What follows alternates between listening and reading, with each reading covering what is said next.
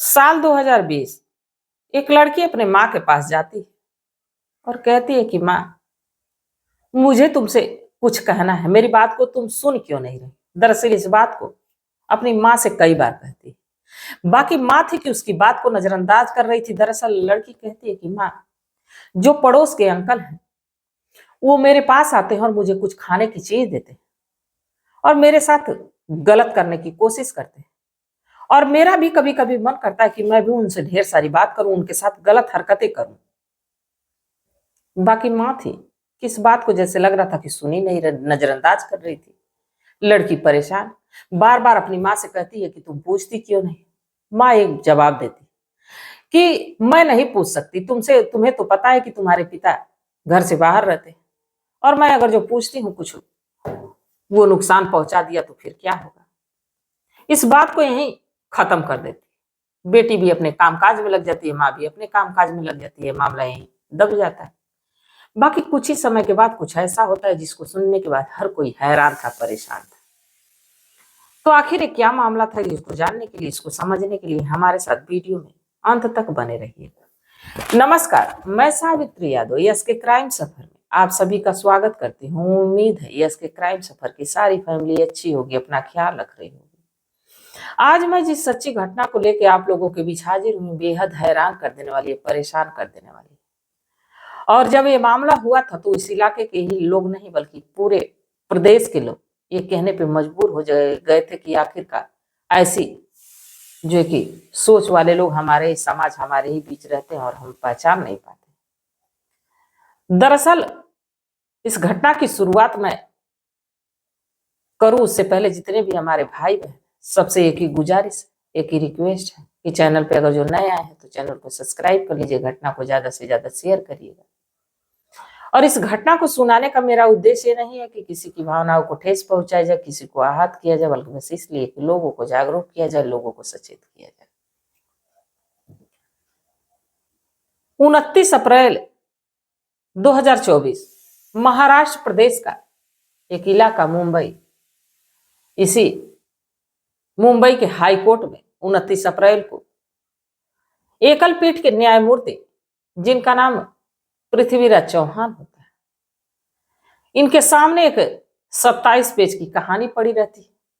और जो ये न्यायमूर्ति होते हैं पृथ्वीराज चौहान, वो मानो इसको पढ़ने के बाद उनके रोम रोम से गुस्सा टपक रहा होता है। तभी एक व्यक्ति उनसे गुजारिश करता है, रिक्वेस्ट करता है कि साहब मुझे जमानत पे बाहर भेज दीजिए, मैं कई महीनों से जेल के भीतर रहते रहते उब गया।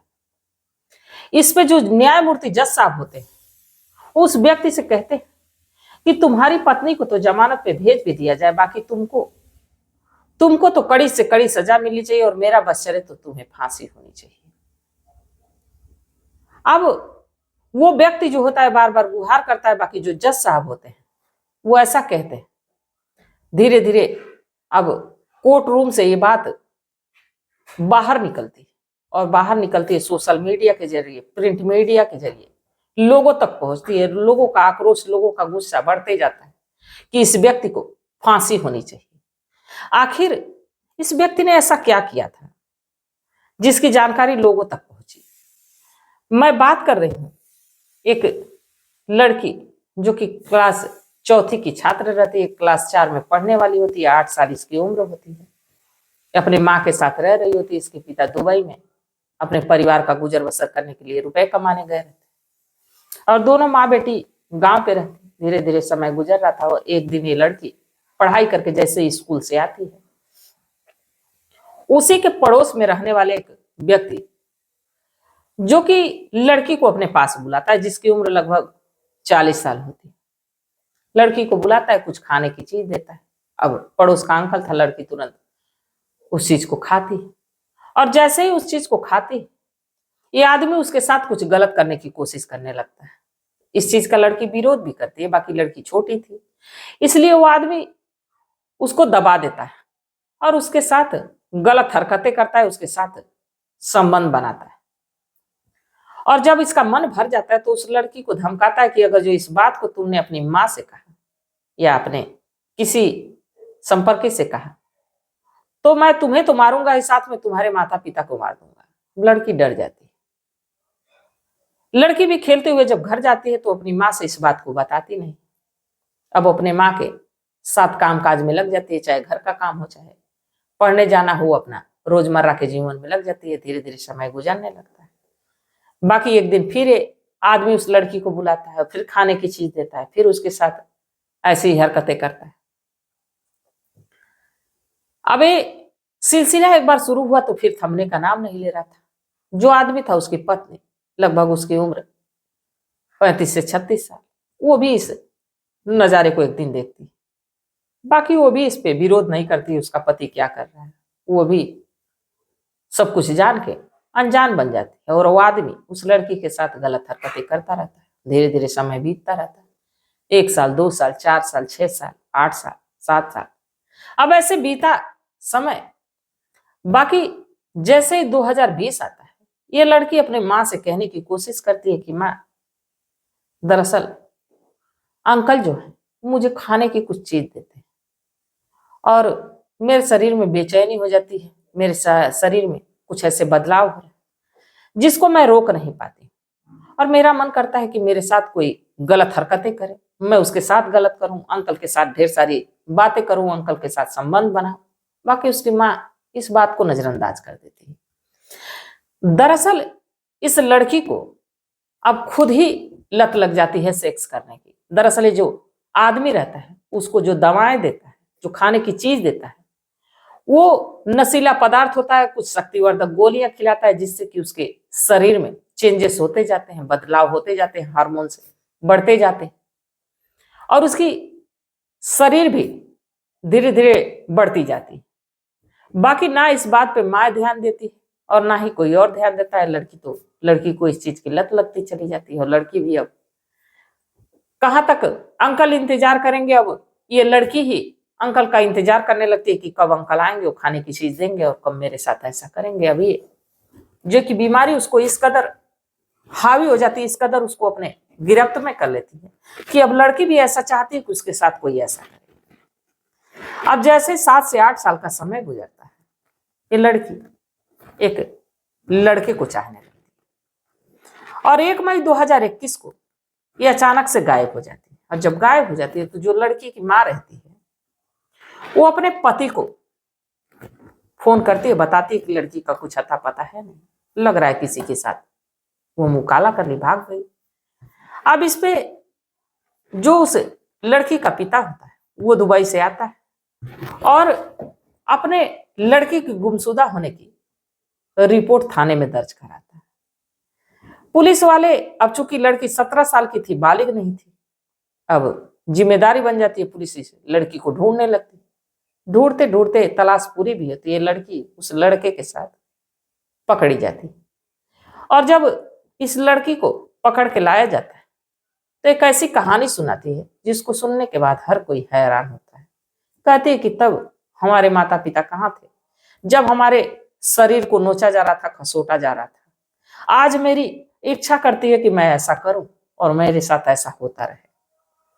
तब ये बात पुलिस वालों से बताती है कि मैं कैसे 8 साल की थी तो मेरे पड़ोस के अंकल ने मुझे खाने की चीजें में जो कि नशा की गोलियां खिलाई और इसके बाद मेरे साथ मेरा रेप करते रहे। इसमें इनकी पत्नी भी साथ देती थी। वो जानती थी कि ये रोज घर बुलाते हैं और रोज मेरे साथ ऐसा करते हैं। धीरे धीरे ये मेरी आदत पड़ती गई। मैंने 2020 में माँ को बताने की भी कोशिश की कि अंकल मेरे साथ क्या करते हैं, मुझे खाने की चीज देते हैं, मेरे साथ ऐसे ऐसे होता। तो माँ ने मुझे समझाया, इस बात को टाल दिया। अब जैसे ही लड़की इस पड़ोस वाले अंकल को ये सब कहती है कि ऐसा कर रहे थे तो पुलिस तुरंत एक्शन में होती है, क्योंकि ये लड़की नाबालिग होती है, 17 साल की होती है।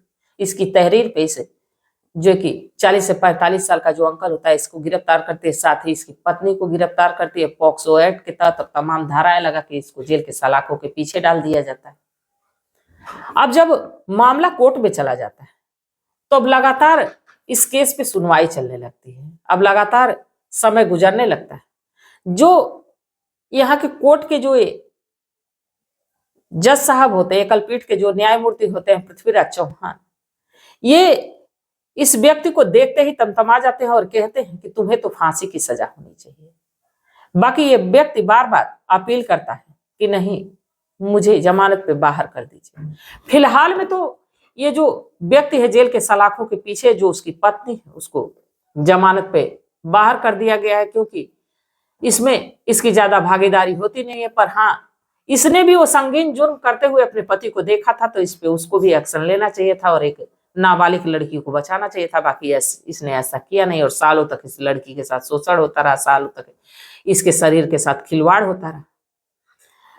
जज साहब ये कहने पर मजबूर हो गए कि आखिरकार हमारे समाज में ऐसे मानसिक विकृति सोच वाले लोग रहते हैं जिनके बारे में कभी किसी ने कल्पना नहीं की है। अब लगातार जो कि ये मामला जैसे कोर्ट रूम से बाहर आता है, सोशल मीडिया के जरिए, प्रिंट मीडिया के जरिए लोगों तक पहुंचता है, तो लोग भी इस पे आक्रोश जाहिर करते हैं। तो आखिरकार इस व्यक्ति को कौन सी सजा मिलनी चाहिए?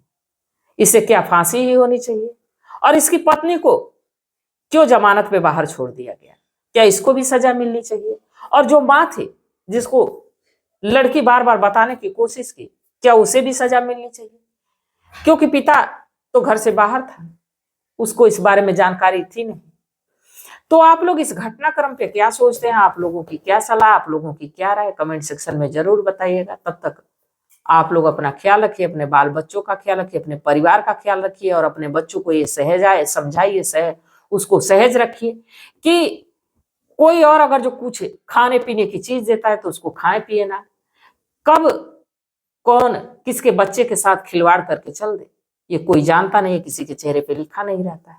तो इस घटनाओं से पता चलता है कि हमें किस तरह सतर्क रहना चाहिए।